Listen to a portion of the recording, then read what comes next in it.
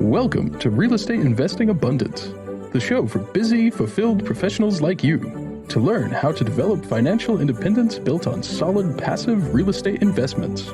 Now, here is your host, Dr. Alan Lomax. Enlightened investors, welcome back to Real Estate Investing Abundance. I'm your host, Dr. Alan, and I'm so delighted you are with us today. And I know you are going to be delighted because we have with us an expert on the tax code, who's not only an expert on the tax code, he's also an attorney and a real estate investor. So we have a wealth of information for you today. And with us is Brian Boyd, and he helps real estate investors like us to build wealth through using the tax code. And he is the author of Replace Your Income, a Liar's Guide to Finding, Funding, and Managing Real Estate Investments. And when not practicing law or working on his real estate ventures, Brian can be found on the Brazilian Jiu-Jitsu mats at his local gym. And Brian just informed me of something I never heard of, and that is Brazilian Jiu-Jitsu. So welcome, Brian. We're so glad to have you with us today. So just tell us a little bit about who you are. Well, thanks for having me this morning. I do appreciate it. So I was born and raised in Chattanooga, Tennessee. I went to the University of Tennessee in Chattanooga, and then I matriculated on to law school at Samford in Birmingham, Alabama, where I graduated with my JD. Took the bar, passed the bar, and then went on to Georgetown, where I earned a master's in tax law. And then I worked in DC right out of grad school. Wow. For a company called Ernst & Young.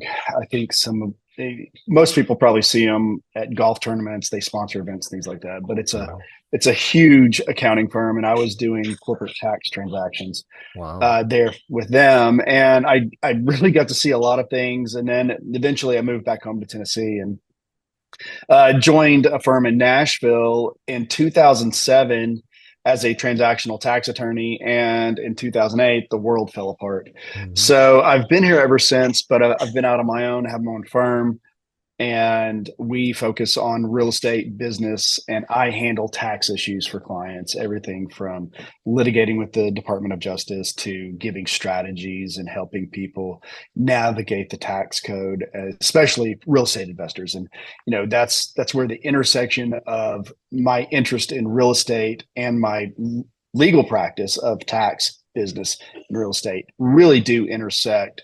And it's one of the reasons I wrote the book was I was having the same conversations over and over and over again.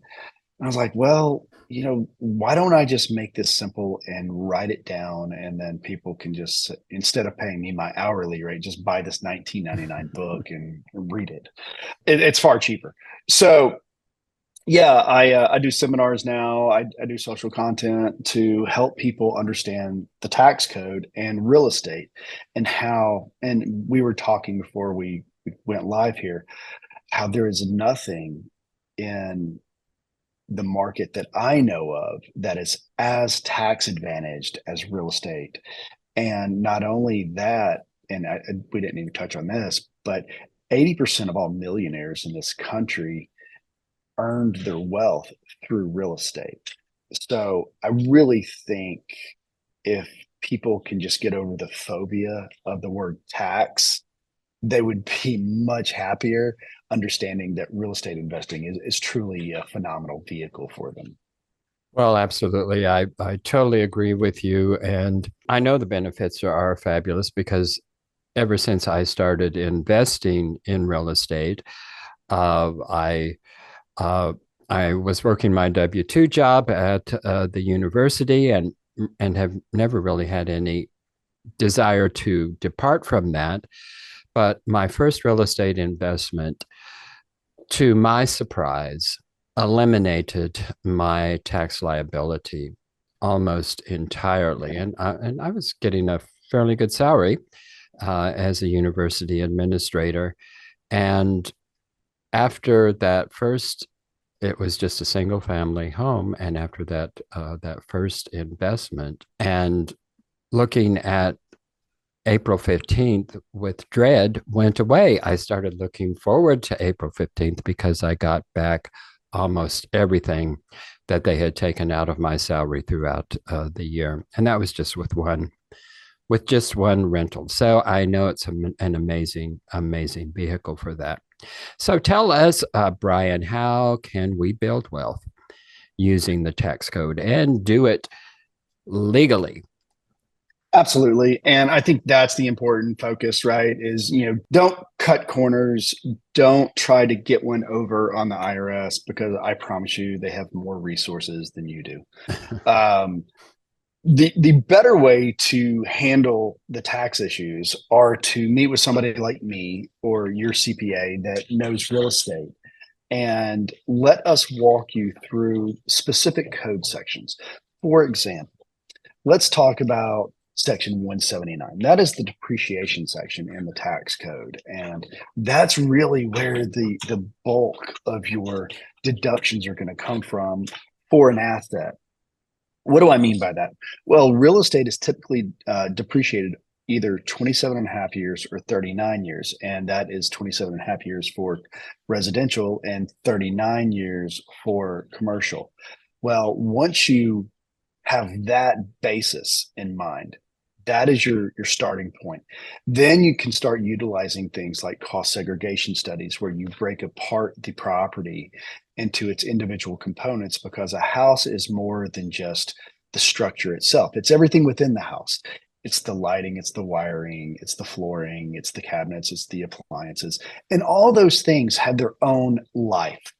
So under Section 179, and it's called MAKERS, Modified Adjusted Cost Recovery System. I think it's been a while since I've looked at it, but you break everything into its life, and then you start depreciating them over their natural life. Well, what this does, it has the effect of accelerating depreciation. Now, the great thing that we have from the most recent tax act passed in 2017 is what we call bonus depreciation. So bonus depreciation falls under Section 168K, and that allows you to take a percentage in this year of the purchase price and fully depreciate it. Now, why is that important? Well, in 2017 all the way up to 2022, it was 100%. And now it is 60%. Last year was 80%. Next year it's going to be 40, then 20, and then it's going to phase out to zero. But that allows you, for example, let's use an air conditioning unit. So let's say you have a single family home, you have an air conditioning unit on it. Let's say you paid $10,000 for the air conditioning unit. Well, what the tax code allows normally would be to do a cost segregation study and depreciate that asset over 5 years. So you get $2,000 in depreciation a year. Well, if you overlay bonus depreciation, you could take 60% of that this year. So your $10,000 asset, you can actually deduct and depreciate $6,000 worth of it. Now, imagine extrapolating that across all the assets in the house. Well, that's a big chunk of change for you, especially when it comes time, and we're coming up on it, April 15th, to file your taxes and to take all the deductions to offset your income. So that is the most important thing people can really take away from real estate investing, is that, look, there's a public policy within the tax code. I know a lot of people don't understand that, but the tax code is written in such a way to encourage certain conduct, certain actions, and it rewards those actions. So when the Ways and Means Committee and Congress sits down and they're having their meeting, and let's say they're talking about depreciation, they're like, well, how has it impacted the economy? And they'll do the reports, and then they'll take a look at it, and they're like, well, maybe we need to extend this because it seems like it's stimulating a little bit of purchasing. So that's very important, because the public policy in the tax code encourages real estate investing. In fact, the government is not in the business of building and housing people. So they don't want to go build buildings and then put tenants in it because that's not their job. They would rather private citizens, you and me and everybody else, to develop, own, and rent out real estate.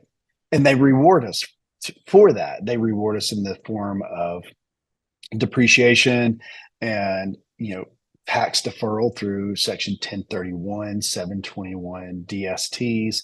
That's a Delaware statutory trust.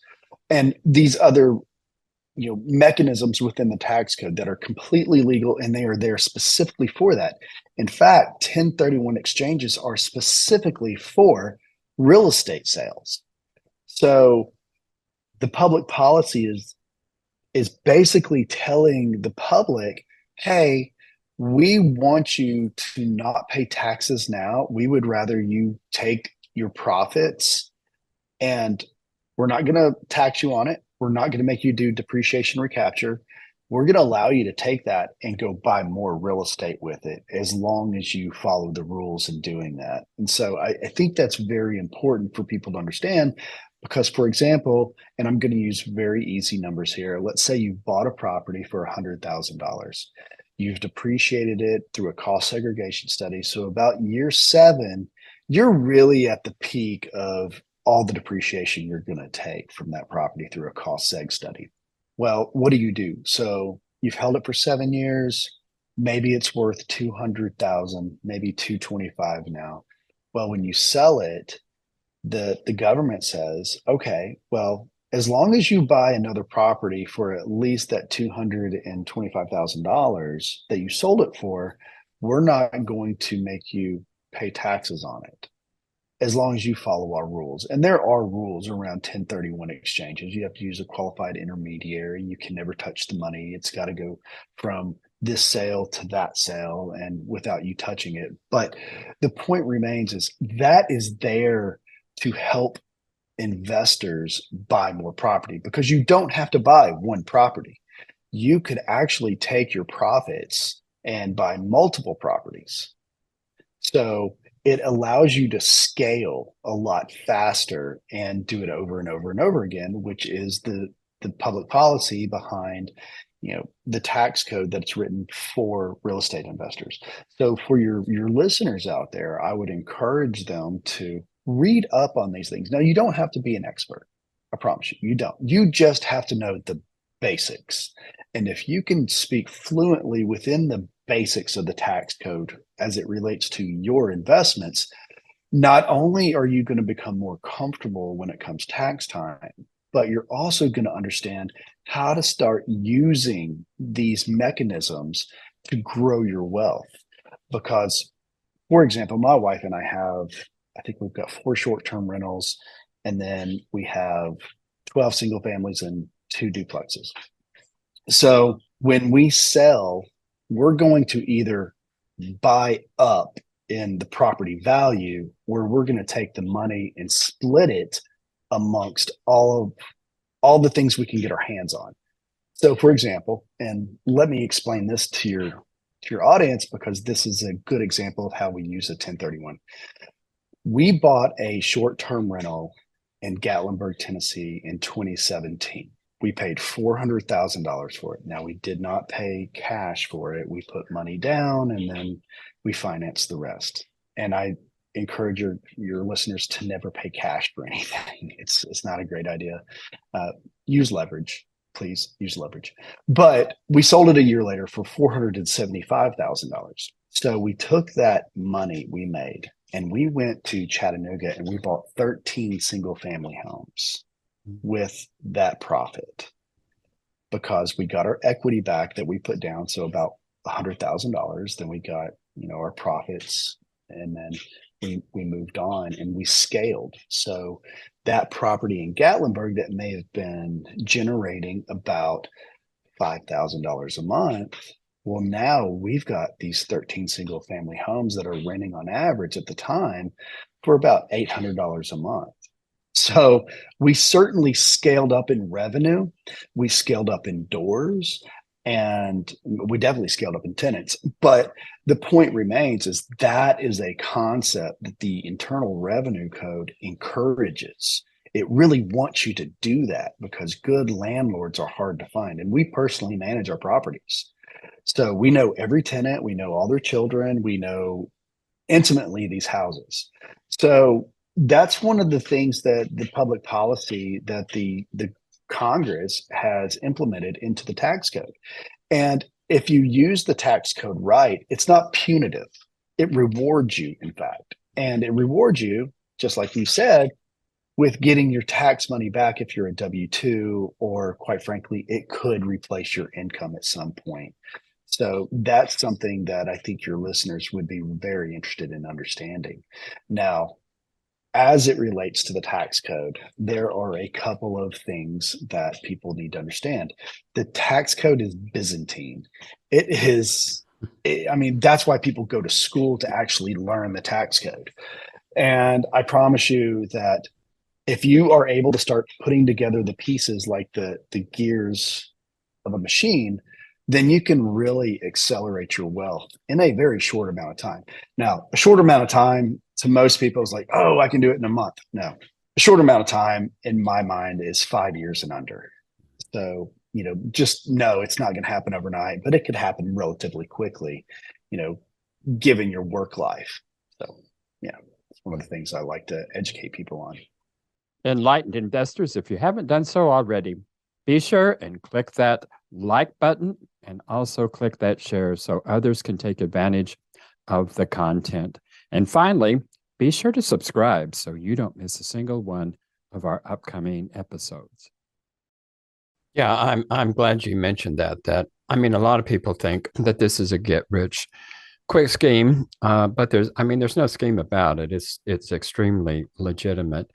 And it's not get rich quick if you're thinking within the next month or within the next year. But it is just like you just illustrated, it is like a snowball rolling down the hill. It just, once it gets going, it just begins to accumulate. And once it starts accumulating, then yes, you can really build some wealth through this process. But you're right, it's going to take 5 years before those returns really start coming back to really start making a significant difference in your financial well-being there. Well, if you haven't already shared with us already, there's one thing that many rich people will not share with us, but you will. So what is that? And it's how to use the tax code in a way that is not only legitimate, but it also allows you to pay almost zero federal income tax. Now, let's be very clear. You're going to pay tax one way or the other, whether it's property tax or sales tax or employment tax if you're employing people.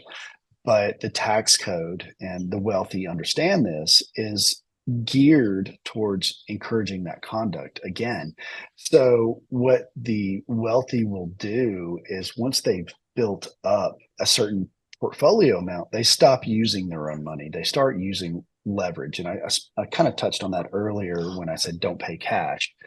So the wealthy will use leverage quite a bit to accelerate their growth.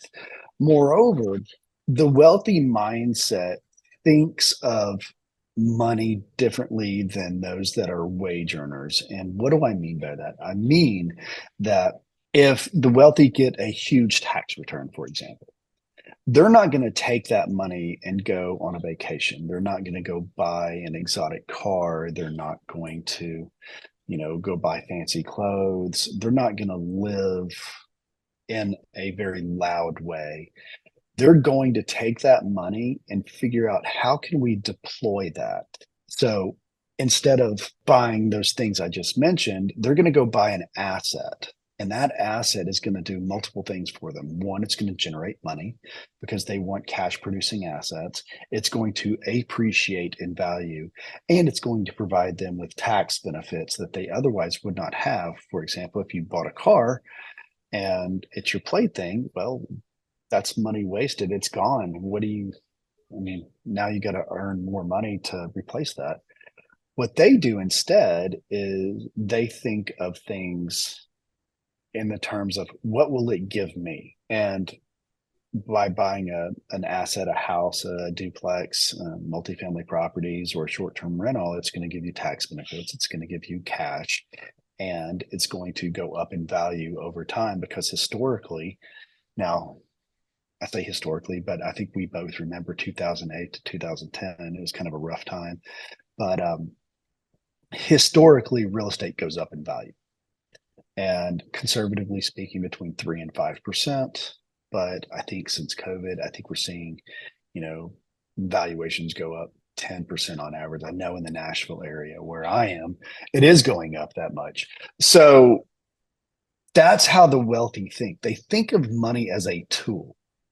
And that's the mindset that most people don't understand, because if you're living paycheck to paycheck, real estate investing is probably not for you right now. Stabilize yourself a little bit more, save up some money, and then go buy your first asset. But the wealthy think of money as a tool. It's just a tool, just like a backhoe is a tool for a construction site, or a shovel is a tool for a gardener. So these are just tools, and that's how the wealthy think. And if you think that way, then you're not so focused on how much money did I make this year. As long as your needs are being met, you're not thinking, oh, I've got to keep up with the Joneses. I've got to make more than my neighbor, or I've got to have a nicer car, because the wealthy aren't thinking about that.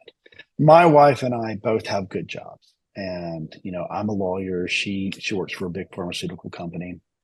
And we have this real estate, but I drive a pickup truck. And my wife has a company car, and then she has a company car for the real estate as well. But we're not trying to be the flashiest people on the street. Right now I'm wearing a ball cap, a hoodie, and sweatpants, and then I'm going to go to the office and do some work. But if you saw me, you wouldn't think we had all this real estate. And that's the mindset that wealthy people think. They just don't care what other people think. They don't care about the flash. And if your listeners can get comfortable with that, then I think they're really on a good path. Now, I say that with the caveat that there are social media influencers out there, like, the Grant Cardones and the Chris Crones and the people that are showing their Lamborghinis and their Rolls Royces and getting on their private jets. Hey, that's great. And real estate can get you there if that's what you want. But mostly real estate for the average investor starts with an accidental landlord situation where, oh, I don't need to sell my house. I'm just going to keep it and rent it out while I buy this other house and move into that. And you suddenly become a landlord, and then you start realizing, oh, I can now depreciate that house. I'm making money. It's paying the note on it, or it's paid off. And I can take that extra vacation, or I can put my kid through college, or I can buy that car, or my car payment's not quite such a burden anymore because I have this extra money coming in. So those are the mindset that most wealthy people won't tell you about, but it's also predicated upon understanding how money works, the time value of money, and how to manipulate that money through the tax code. Because there is different treatment for money generated either passively or actively. And then we start getting into the passive activity rules under Section 469, and that's another code section that people need to learn. But that's what most people won't tell you about real estate, and that's what most wealthy people don't want to share with you, because quite frankly, if you're being flashy, they don't want anything to do with it. They eschew that kind of behavior because they would rather just go buy another property and, do it over and over and over again. And suddenly, you're BlackRock. So. Exactly. Just one thing. You had said that if you're just getting by, it's not the time to invest in real estate. And I might take a little exception to that. Sure. If you're just getting by, I would say learn about house hacking and get you a single family home and split it up and share it and have somebody else pay your mortgage. If you're just getting by, that will help you tremendously to get on the road to developing your wealth. And I agree. And, I guess maybe I should rephrase that and don't say, don't go buy a 5-bedroom Yeah, 6 bath house exactly. and Yeah. expect to Airbnb it. If you don't have any money, there are ways to get into real estate. You can house hack, like you just mentioned. You can bird dog deals and add value to a partnership. You may not be the money guy, but you can add value to the deal by finding the deal, by setting up the financing for it, by bringing the money partner in, by managing the property. And that would give you some equity, which starts you on your path. Mhm. So there are ways for people that have no money. And in fact, I think that's a great lesson for people right out of college that, hey, don't go buy a house. Or if you do buy a house, get a roommate and offset your expenses every month. Get 3 roommates if you're in a 3-bedroom house. Yeah. Put bunk beds in, make as much money, alleviate the pressure on your life so you can then go do what you want to do. I have a client, and this is a really great story. He was on a nuclear sub, Hmm. and when he got out of the Navy, he went to college on the GI Bill, Hmm. and he, at the same time, got his real estate license. Well, he had saved enough money and he got a VA loan and he bought a house and he moved people in. And so the upstairs part of the house he lived in and the downstairs, which is a walkout basement, he rented out. And so he was house hacking along the way. And then suddenly he earns his MBA and he's off to the races selling properties and things are going great. And now he's a great guy. He lives in Florida now, but he has hundreds of properties and he's probably 35 and he's doing just fine. And it all started from house hacking. This young man right out of the Navy, and he's like, I can figure this out. It's possible, so I'm going to do that, and that's what he did. And it all started with house hacking for him. Yeah, it's a great way to get into it. I think one of the lowest risk ways to actually get into real estate investing with a property that depreciates and appreciates. Of course, you mentioned the bird dogging and different aspects like that. That to me, that's just another job. But the house hacking is actually an investment. So, but there are, as you mentioned, there's many ways to get into real estate investing, even if you have no money of your own there. Well, share with us this. Oh, we're getting close to the end of our show here, but share with us some of the horror stories of people you have worked with who misused the tax code and found themselves in hot water. Oh my. So my day job, I'm a lawyer and I basically solve problems for people. And this doctor came to me and he hadn't paid taxes. And this was probably in 2018. He hadn't paid taxes since 2004. And this is really interesting. He was traveling. He was doing like contract work as a surgeon. So he would get on a contract and he would go work at this hospital. But every time he did it, he would try to stay on an Indian reservation. And the reason for that is, well, he liked to gamble. That was one part of it, but he could cash his paycheck. Mm. So he was cashing his paycheck at the casino and just living. So the IRS comes knocking, like, hey, you haven't paid in a while. You've got this massive liability. We want to talk to you. So he came to me. He's like, hey, what do we need to do? I'm like, well, let's meet with them. Let's get your returns filed and let's come in out of the rain. That's a term I've borrowed. It's called coming in out of the rain. So let's come in out of the rain. Let's talk to the IRS. Let's set up a plan. And you're not going to enjoy it, but it's better than prison. So we did that and we had a meeting scheduled. It was down in San Antonio, Texas. And, my client is there and, we have the meeting. Everything goes well. We're supposed to do something a few weeks later to get them the documents they want so we can start the payment plan. And he disappears. Mm.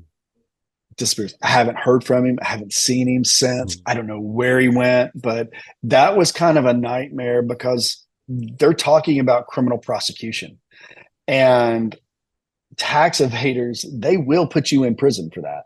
And they knew how much money he was making because they were getting the reports from the companies that were sending out the 1099s to him because he was a contractor. And so they knew he had made all this money. And I think his liability at the time was like $1.4 million. And then with the failure to file penalties and the failure to pay, it just went on and on and on. And I was like, oh God. But that was one nightmare from a tax perspective. Another nightmare. This is actually an interesting story. Again, I was down in Texas, and my client was a hospital administrator, and the C-suite above him owned the hospital, and they were pulling out all the money such that when payroll ran, it would bounce. So my client has signature authority on the bank account, and when he knew there was money in the account, he would handwrite a check and pay the nurse or pay the orderly or whomever, to make it right so they could keep working and pay their rent. Well, the FBI raids, because there's a lot of Medicare and Medicaid stuff going on with this, and they see the irregularities and they see that there's the company's undercapitalized, so they come in and they do the raid. And my client goes home. The FBI calls him back a week later and like, hey, will you help us run this? We know you're not responsible for this. Well, he writes the ship and the company gets sold and somebody takes it over, and it's a functioning hospital now. But during that time, the IRS came in and said, well, because you were writing these checks, you're just as liable for not paying the taxes as the C-suite. And he was like, well, wait a minute. I'm the one that helped you write this ship. I didn't take any of this money. And they didn't care. It's a 6672. It's a failure to pay penalty. It's a trust fund penalty.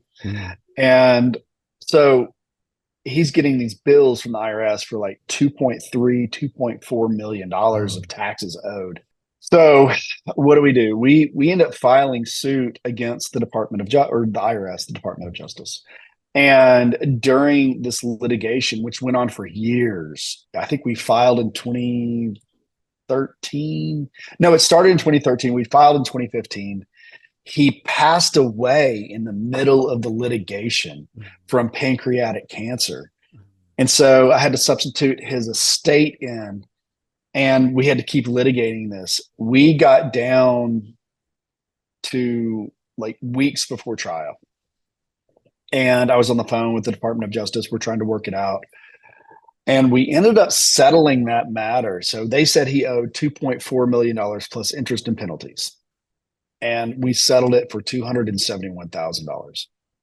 So that was a great story. It was a horror story for him because, he was faced with this burden, and then he got an end of life diagnosis. And it was really upsetting, but we're able to resolve it in a way that, yeah, he didn't want to pay it, or his estate didn't want to pay it, but it was the best thing for them because protracted litigation and appeals, it could basically bankrupt the estate. So, yeah, I mean, those are two horror stories dealing with the taxes and the IRS, but that's what people like me do. That we help you navigate it and try to resolve it.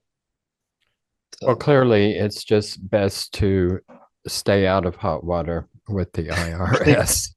Absolutely. And just do it right. Just do it right, people. Do it right from the start. Because like you said, they've got deep pockets, and it's difficult to win with them. And if you do win, it is going to be a very, very, very protracted victory. So Absolutely. Stay on the right side. Well, Brian, it's been a wonderful pleasure having you with us today, and a very insightful conversation. Thanks so much for being with us. Thank you for having me. And enlightened investors, thank you for being with us once again today. And please take a moment to like, share, and subscribe, and live abundantly. And we'll see you in the next episode. Enlightened investors, wait, don't go just yet. I just want to remind you about our recently launched webinar that you will not want to miss. If you're at all curious and would like to learn more about how real estate investing can diversify your investment portfolio, alleviate the anxiety associated with Wall Street swings, leverage your 401ks and IRAs to substantially increase the return on your investment, and do all of this with turnkey, hands-off, passive real estate estate investments, then you'll want to immediately go to stevetalker.com/webinar. In the webinar, we'll also address the common dubious investment schemes that you want to avoid. To access the webinar, go to stevetalker.com/webinar. I look forward to seeing you in the webinar. Thank you for tuning in to Real Estate Investing Abundance, brought to you by Steve Talker Capital, a company working for passionate professionals like you to develop financial independence built on solid, passive real estate investments. As part of our efforts to make the world a better place, Steve Talker Capital contributes to activities and organizations committed to better understand the equine. These endeavors attempt to enhance the human treatment of horses worldwide. Steve Talker Capital, working for a world where all creatures, great and small, flourish abundantly. For resources to develop your financial independence, connect with us at stevetalker.com.